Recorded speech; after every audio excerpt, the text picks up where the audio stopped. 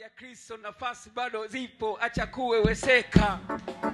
Karibu huku tulipo, na kona uko idle, umesongwa na mawazo sababu ya maumivu yalojaa ndani ya moyo. Mengi yamekudhuru kimwili, nafsi na roho, umekosa mpaka raha zaidi ya kupata kala. Kichwani unawaza hivi utakufa lini, maana kila kukicha unaandamwa na madeni. Mambo hayaeleweki, yani dele cha fulani. Heshima imeshuka nyumbani mpaka ofisini. Waganga wa kienyeji wamekula pesa zako, ila hawajaweza kutatua shida zako. Leo achana nao, waambie wale za kwao, jetaluka mapema kisha sepa kambi yao. Vinginevyo utakufa uache nyuma vilio, ila ukija huku make sure unatulia. Maana tendo la ndoa ni mpaka siku ya ndoa. Huku hakuna magonjwa, tunakula tu vitamu, wala havina sumu, vimeoshwa tu kwa damu. Damu ya Mwenyezi iliyotupa ukombozi, ukombozi wenye hasi kuliko jua na mwezi. Dunia tunaizunguka kila tunavyotaka, mwendo ni VIP na tujawahi kuchoka.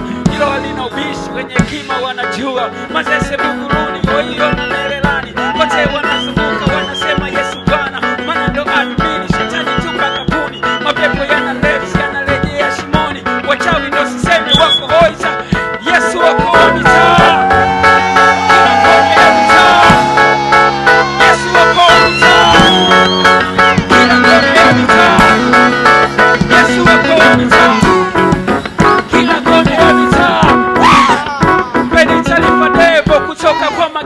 mwambieni siku hizi smoke tena chapele wala chakapachino, nimeshabatizwa kale. Maisha yangu na Kristo amekuwa sale sale, naishi kama mwana tofauti na mtumwa. Chochote nachohitaji napewa bila kunyimwa, sina hofu na mauti ya kwanza wala ya pili. Nimeshaijua kweli na unifanya kuwa huru, kumwabudu aliye juu, Mungu wa wote wenye mwili, anayenipa pumzi ya kulandi SM.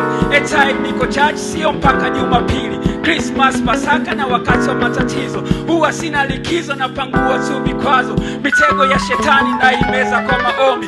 Chap chap na wai kukimbia ilipo zambi, ili nisianguke na kuchekwa kama Daudi. Yesu wako wa mitaa.